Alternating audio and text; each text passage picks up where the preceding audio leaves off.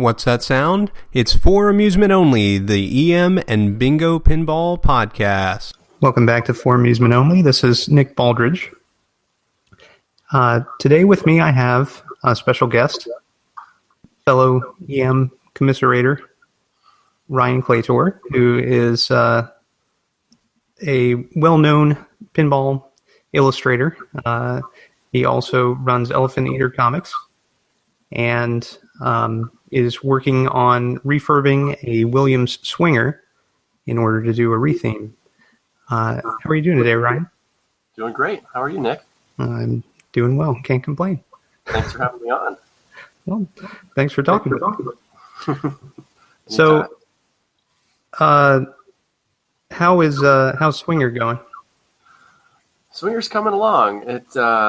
This is my first EM fix-it foray. I am very much an artist. I am not a tech, and tech stuff frightens me.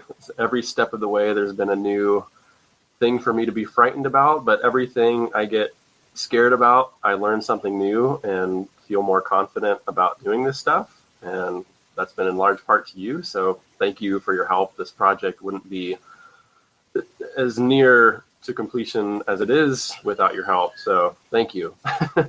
Well, you're welcome. It's I've rarely had the occasion to have such a attentive student. So most people just glaze over and don't listen. But you do a good job. So, I'm at least one podcast listener who has listened to every one of your tech episodes. Well, that's good. That's good. I'm glad I'm not boring everyone to death. There is one person. So, what's been the most interesting thing to work on so far?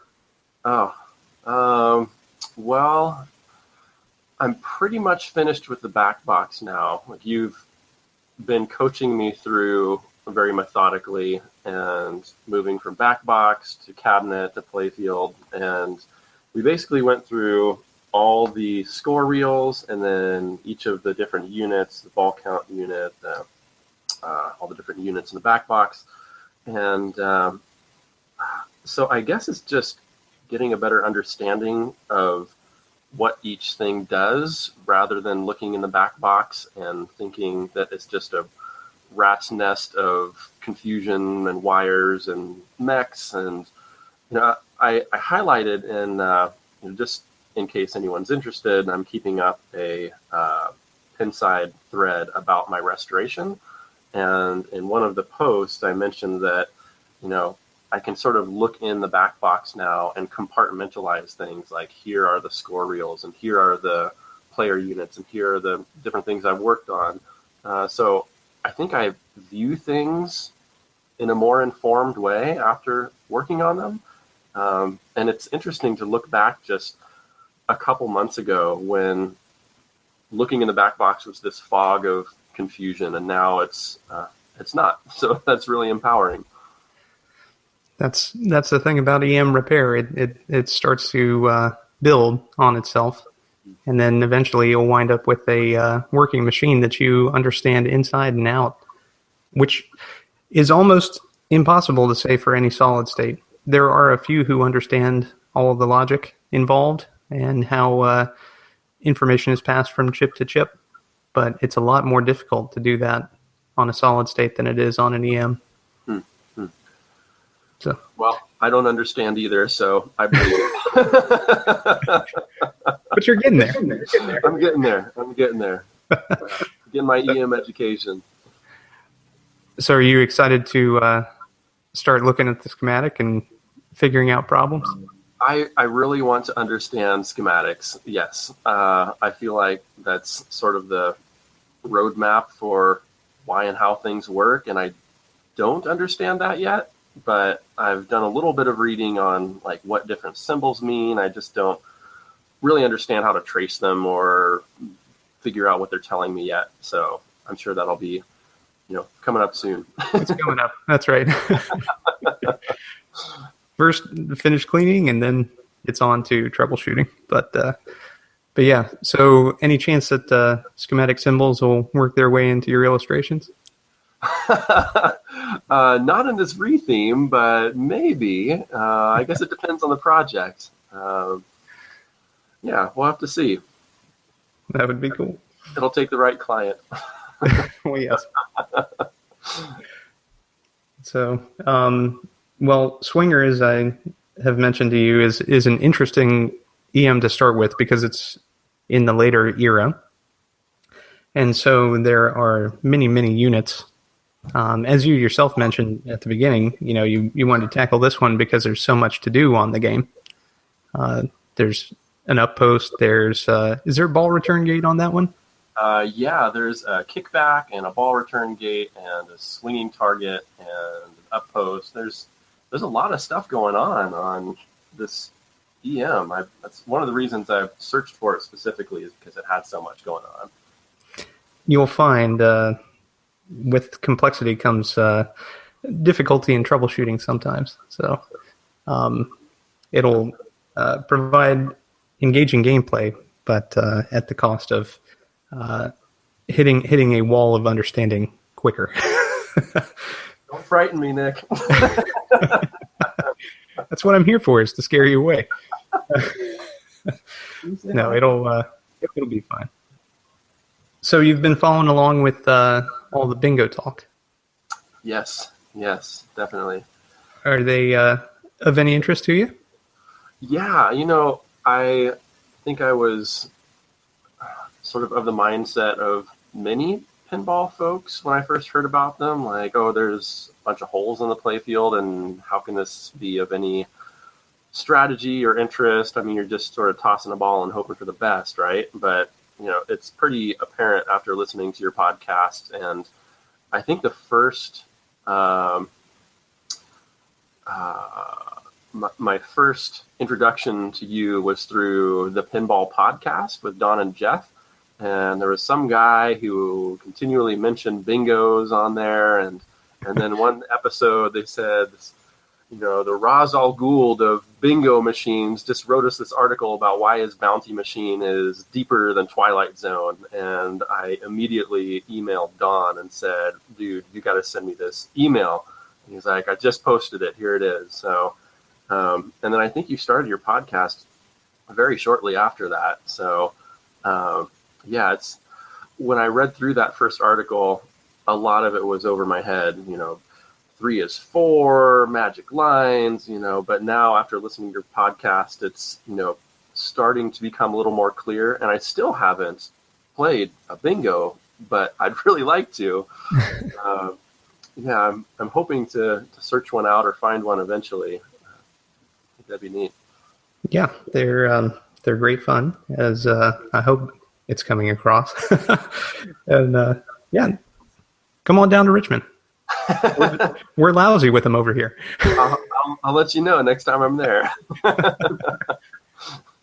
But yeah, it's I've noticed that it's getting a little harder to find bingos, actually. So I know as soon as you started this podcast, that was going to happen. There's been a lot of people and a lot of feedback since your podcast to that effect. So it doesn't surprise me. There are 3 here locally that are for sale.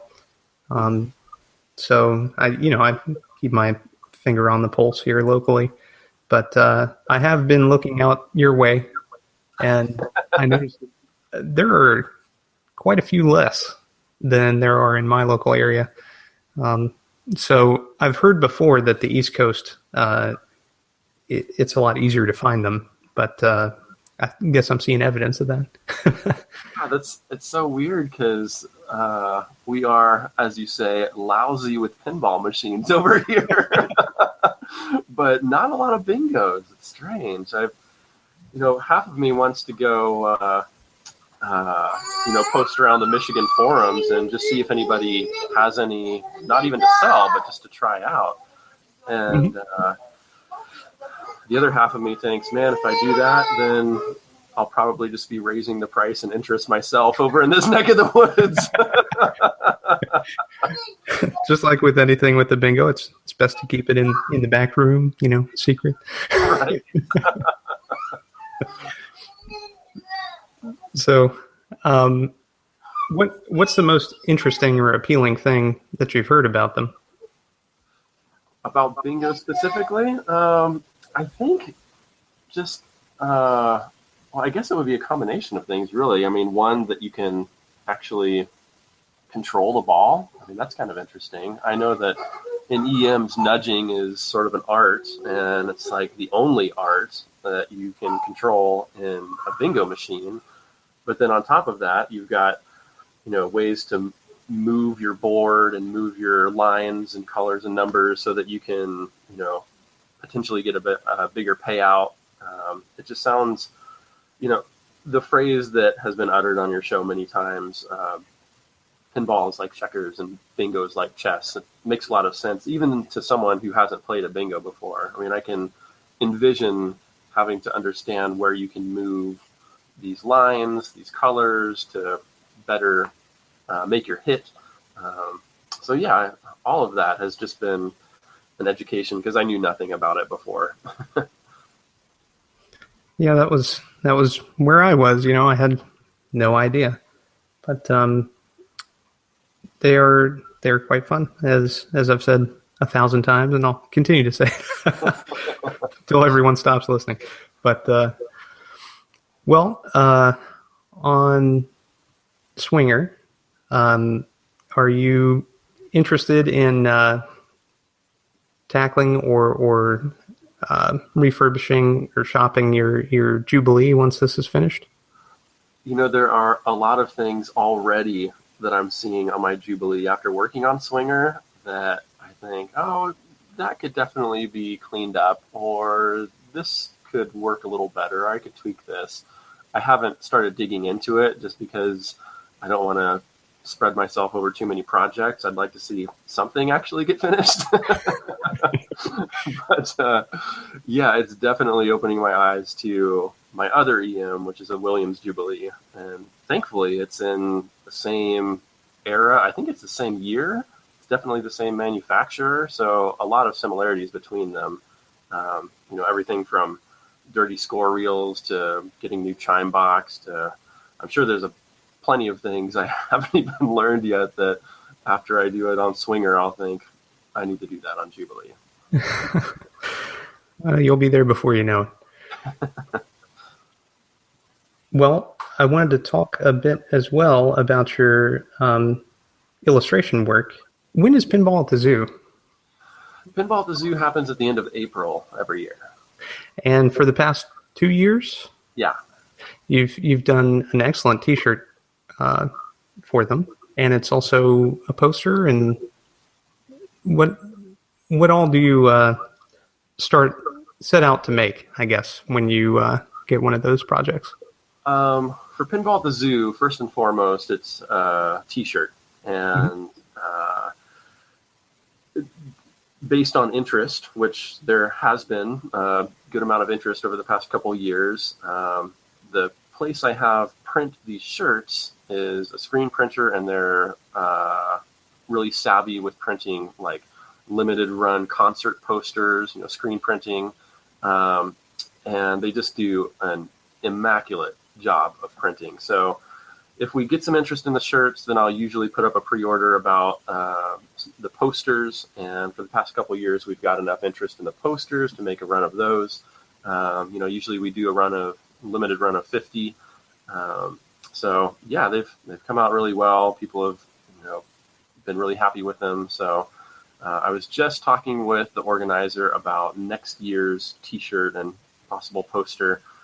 So we'll see what comes about for that. Excellent. So I highly encourage everyone to go check out Ryan's site, which is elephanteater.com. And there's a variety of pinball and non-pinball related illustrations on the site. Yeah, I do a series of autobiographical comics, and that's sort of my first area of interest and expertise. But I got bit by the pinball bug pretty hard a few years back, and the two interests have just sort of naturally merged. So I've been doing a fair amount of pinball artwork recently. I've got the next Papa World Championships. I just illustrated their T-shirt for Papa 19. And there's this pinball podcast guy that I just did something for too. You don't say. Shall we talk about this? Let's do it. Right. So Nick approached me, and this is really, I thought the main reason I was coming on here today is I don't know how exciting Swinger is to everybody, but Nick's been amazing about putting out a podcast every single day, which is nuts. I mean, even people who are not part of the podcast community, when I tell them, their eyes sort of bug out when I tell them your schedule you've been keeping up. Because I was at Clay's VFW Ann Arbor Pinball Showcase a weekend or so ago, and so I had the original artwork there and mentioned it to a couple people, so got the chance to talk up your show. But anyway, Nick approached me about doing a T-shirt design for amusement only, and being a long time, which means what, 2-3 months now, listener. About 2.5, yeah. Being at this point in time a 75 episode listener, I was really excited to work with you and come up with something. And Nick gave me a very long leash. He basically said, I don't have an eye for art, but I like what you do. So can you show me something? And, drew up some pencils, and we went through a few revisions, and I'm personally super happy with where this has ended up. We had, several revisions throughout the process, but I think we arrived at something really fantastic. I'd have to agree. Yeah, I'm can't wait to start wearing these things. Yeah. So how do we do that? So I think what we decided is, starting on this episode, we're going to do a 2-week pre-order. And if we're able to sell a dozen of these things, then we'll go to print with them. And if I'm your only listener, then maybe we won't. But hopefully there's 12 people out there who will want to promote your show, and I'm banking on the fact that there are. Then we'll go to press with these. So where can they find this? Are you going to post this on your website, or I don't know if we've talked about that yet. Boy, that's an excellent question. We probably should have hashed that out off air, huh? Yeah, maybe so. Yes, there will be a special section on my site, foramusementonly.libsyn.com. I've already made my website scheduled so that these things come up. So I think this is going to air. We're talking at the end of May, and I think this is going to air mid-June on your 100th episode, right? Correct. So the Tuesday following this episode, which I think is June 23rd, if I'm not mistaken, I'm going to put an announcement on my website, so it will definitely be there at elephanteater.com. Like I said, the pre-order is going to run for 2 weeks. So the Tuesday following that, which I believe is June 30th. Again, I don't have a calendar in front of me, but I think that's right. June 30th, I'm going to post a process thread on my website, basically outlining where this started from, some photo reference, pencils, pencil revisions, inks, colors, color revisions, all the stuff we went through in order to get to the final version of this shirt.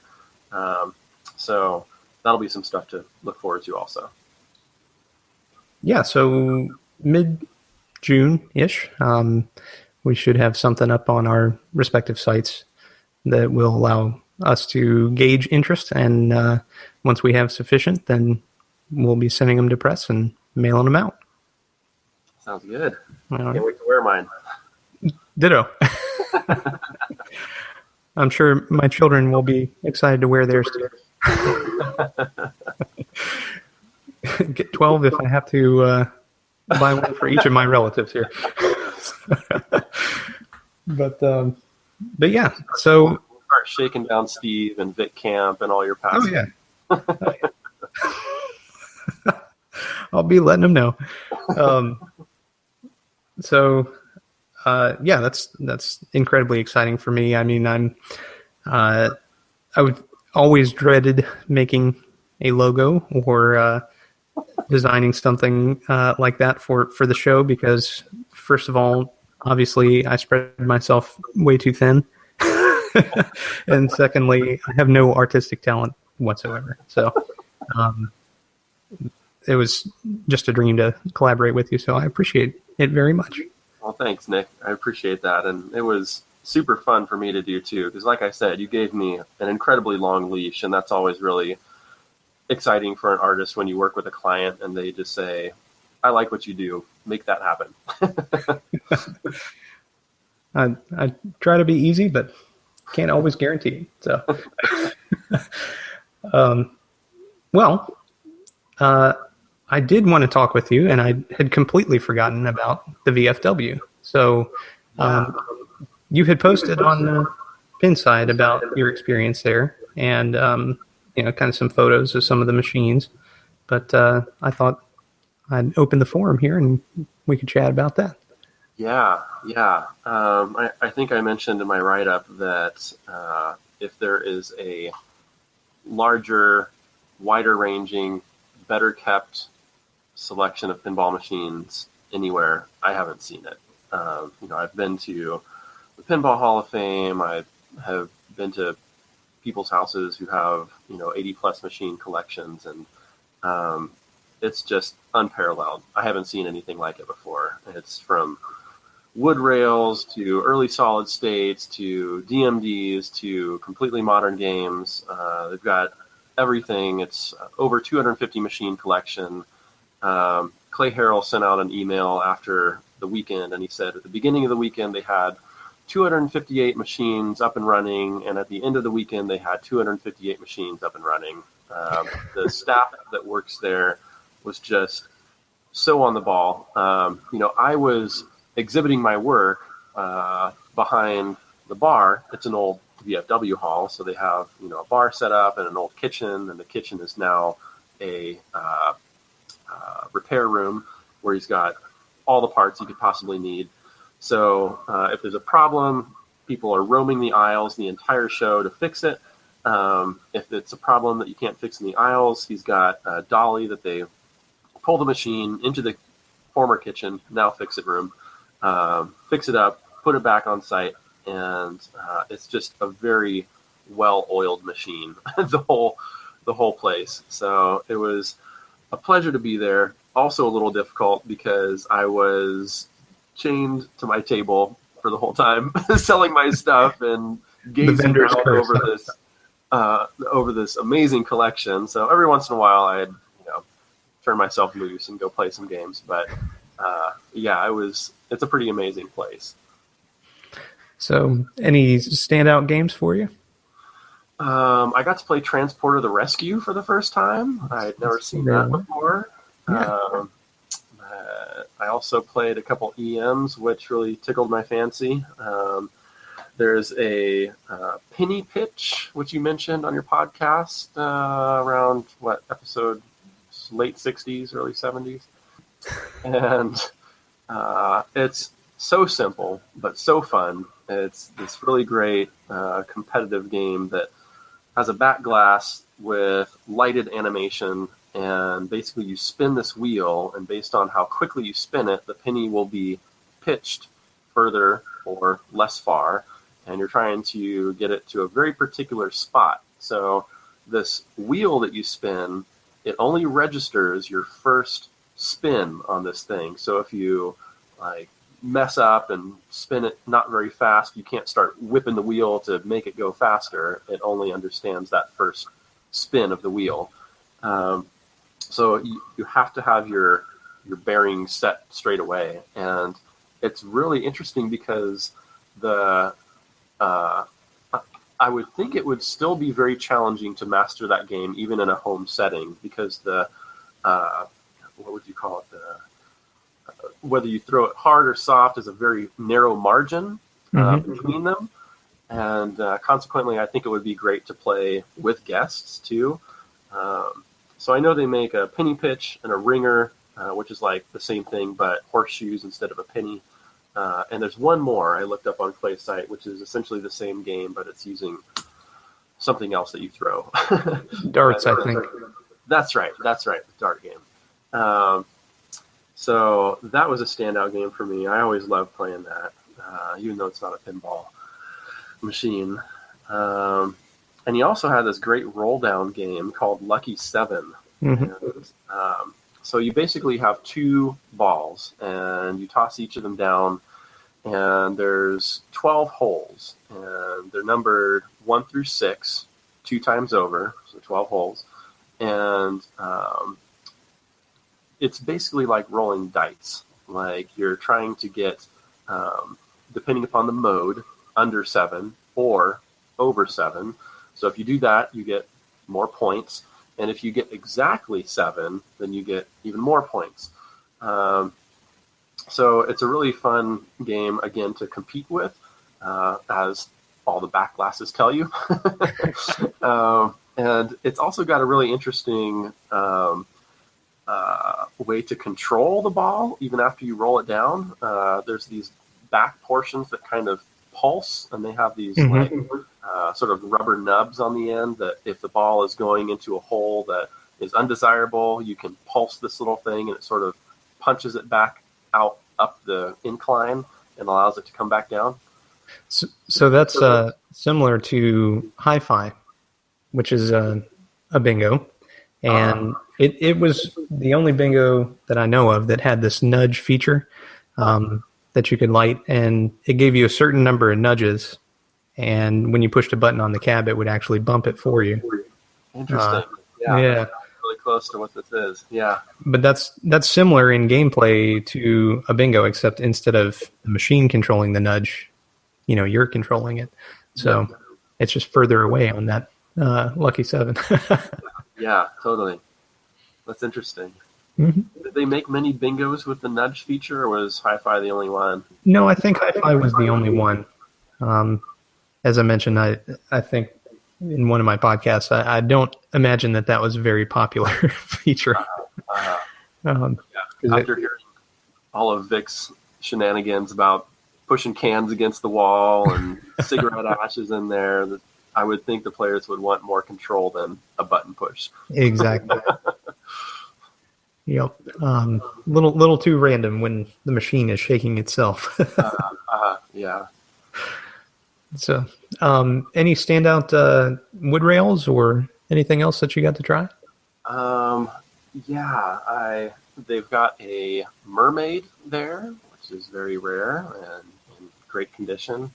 It's got a really cool back box animation in there where there's a guy in a boat fishing, and mermaid pops up out of the water, and really charming machine. It's a shame they're so rare. And just tons of great stuff like Niagara. I love the lighted animation in that. Got a knockout that has that, the boxers on the play field where one boxer punches and the other boxer falls down. And just all sorts of amazing, innovative features like pop bumpers that descend below the play field in wood rails. And people talk about Circus Voltaire as having these, crazy pop bumpers and, amazing mechanics. Well, it was all done before. I mean, once you start getting into the older machines, it's amazing how much rehash there is. I have a Whirlwind by Pat Lawler, and it's got these spinning discs on the playfield, and I love it. It's this great randomizing element. And, Fireball's got it, and, machines before that had it. Chicago Coin game that has it. There's just a lot of inspiration from old games in pinball, and it's neat to find that out once you start dabbling in them. I highly agree. Yep. The everything, I think I've mentioned this before, but everything kind of builds on something that happened previously. So there are very few unique mechanisms that come out today. It's all, pretty much been done in one form or another. Like, for example, the controlled slings on WWE. Yeah, that's also another wood rail trick. Is that right? Oh, yeah. Huh. Controlled magnets like MagnaSave. That's a Uh-huh. wood rail trick. Huh. Yep.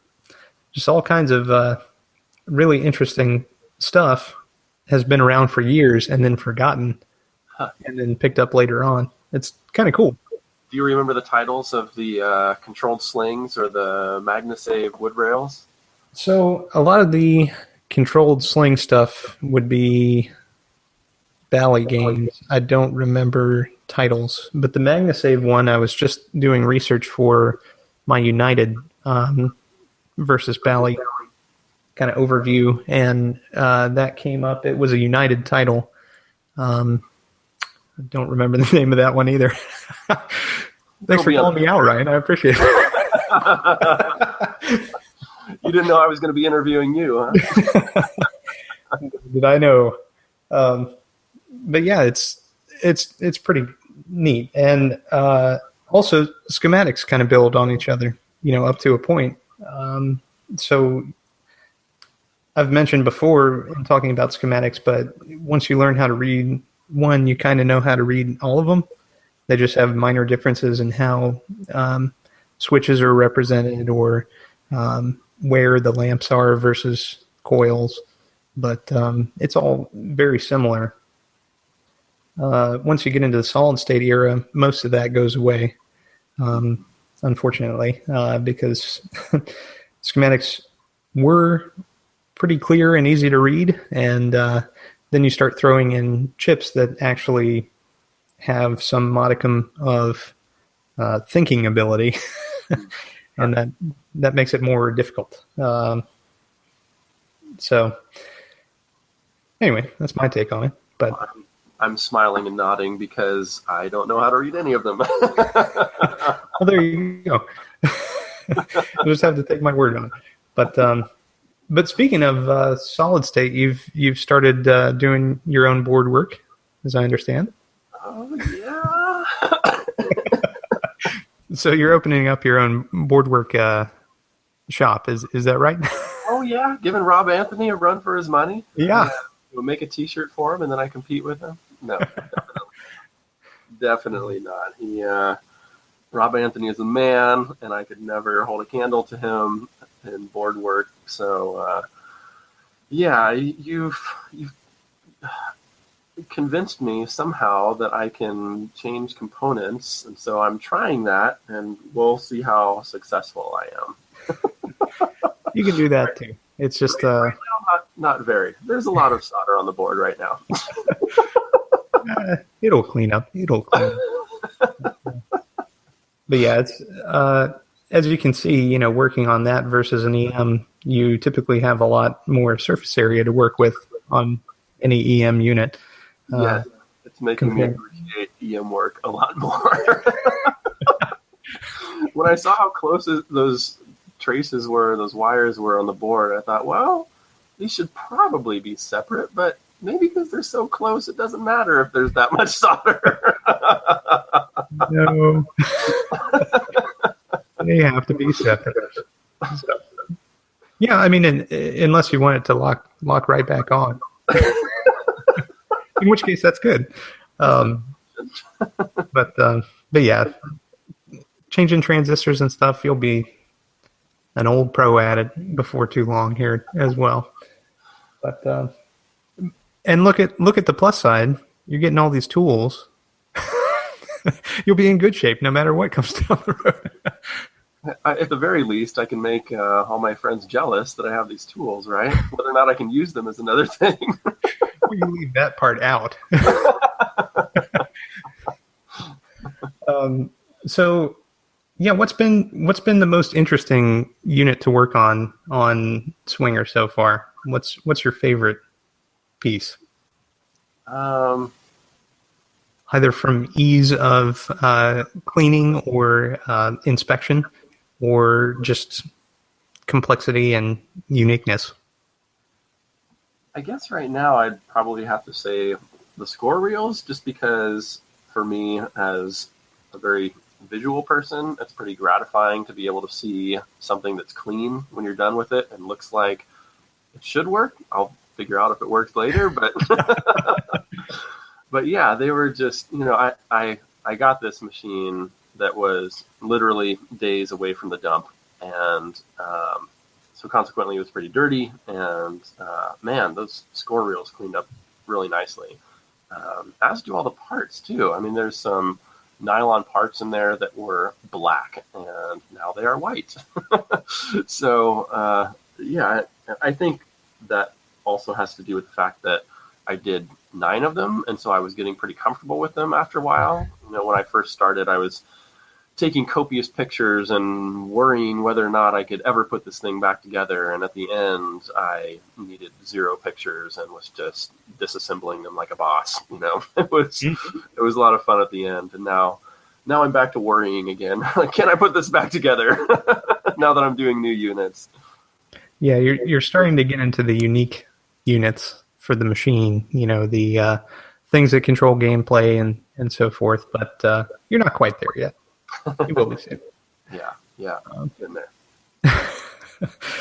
But yeah, it's always interesting to see someone new come in and give it a go. And as I say, I mean, you've been a really attentive student, and it's gratifying to me to see your progress as well, because I had assumed incorrectly that you had refurbed a couple of solid state machines and just hadn't gotten your hands into an EM yet. But that was a completely incorrect assumption, apparently.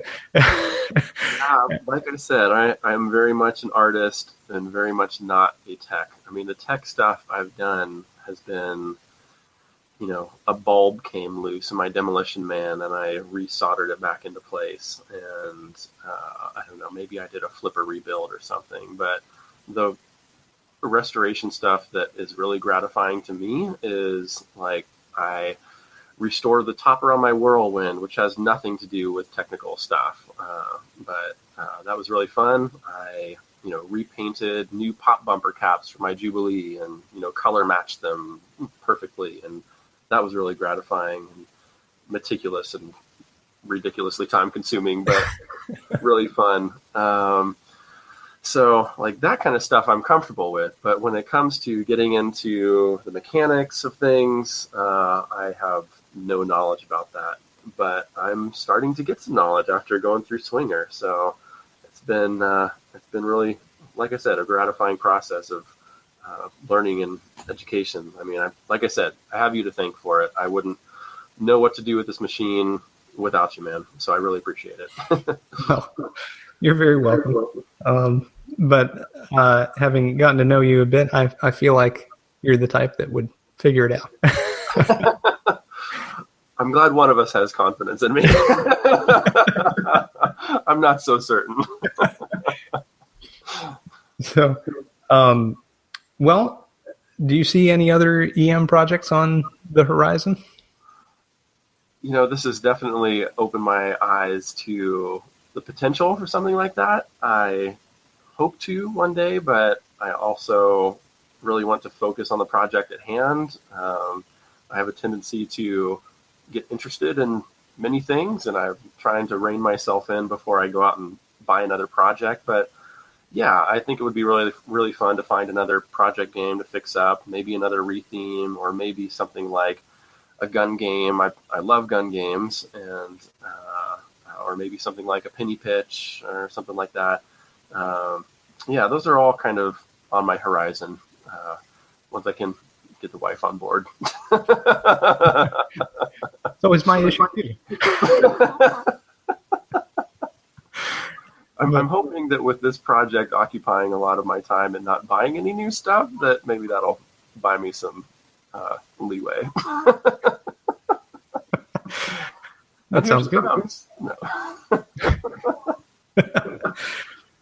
Well, thank you very much for joining me, and thank you very much for designing the T-shirt. I think it looks fantastic, and I can't wait to see them on every human on planet Earth here before too long. It was my pleasure, man. It's been a pleasure working with you. Same here. Bye-bye. Bye-bye. Good job, buddy. Well, great chatting with you, Nick. Thanks so much for having me on here. I want to thank my guest, Ryan Claytor, for joining me. And Ryan, I actually pronounced your name correctly this time. To purchase a For Amusement Only t-shirt, you can visit our website, foramusementonly.libsyn.com, or you can visit Ryan's website, elephanteater.com, and I highly suggest that you do. He has some very good pinball-related illustrations, including some ongoing projects like the P3 platform. So thank you very much for joining me. My name again is Nick Baldridge. You can reach me at foramusementonlypodcast@gmail.com. And you can listen to us on iTunes, Stitcher, Pocket Casts, via RSS, on Facebook, on Twitter, and on our website, which is foramusementonly.libsyn.com. Again, our t-shirts will be available on there as well. Thank you.